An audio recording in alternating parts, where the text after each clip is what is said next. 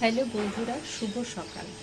March মাসের ৮ তারিখ, তাই প্রকৃতিতে একটা সুন্দর ফাল্গুনের টান কিন্তু রয়ে গেছে।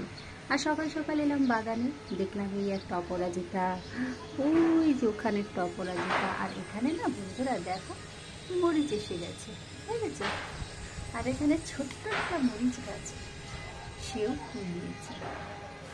আর নয়নতারা তো সব সময় ফুল দিয়ে যায়, খুব ভালো লাগে। এখানে আসলাম, আর আমার এই জবাটা নিয়ে আমি সন্তুষ্ট হতে পারছি না, সব সময় পোকা লাগে। বলো তো বন্ধুরা, সাদা জবাতে কি পোকার আক্রমণের পরিমাণটা বেশি হয়? প্রচুর পোকা হয়। তো যাই হোক, সাদা জবাটা হেলথ একটু খারাপ। আর এদিকে এই দেখো কলমিতে না অনেকগুলো ফুল ফুটবে। এখানে যে ডালটা আছে না, প্রচুর প্রচুর কলি এসছে, দেখেছো? একটা ডালে কত কলি এসছে, প্রচুর সাদা ফুল ফুটবে কলমির। এটাকে না অনেকে পিটুনিয়া ভাবে।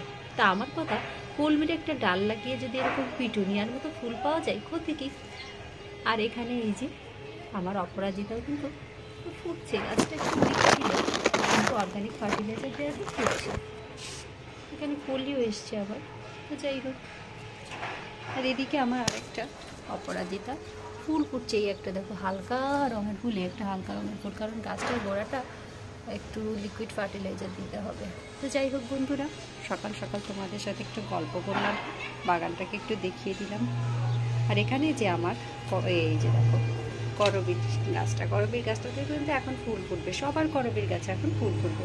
আর আমার বাগানের এই সাইডটাতে জানো না, পাখিরা এত অত্যাচার করে, সব সময় রাতে পাখি থাকে আর অত্যাচার করে বাগান নষ্ট করে দিয়ে যায়। তো কি আর করা, পাখিরাও তো প্রকৃতিরই বন্ধু, প্রকৃতিরই অংশ। গাছ ভালোবাসলে পাখিকেও আসতে দিতেই হয়। তো সবাই ভালো থাকো, সবার সাথে আবার বেলা বাড়লে দেখা হচ্ছে। বাই।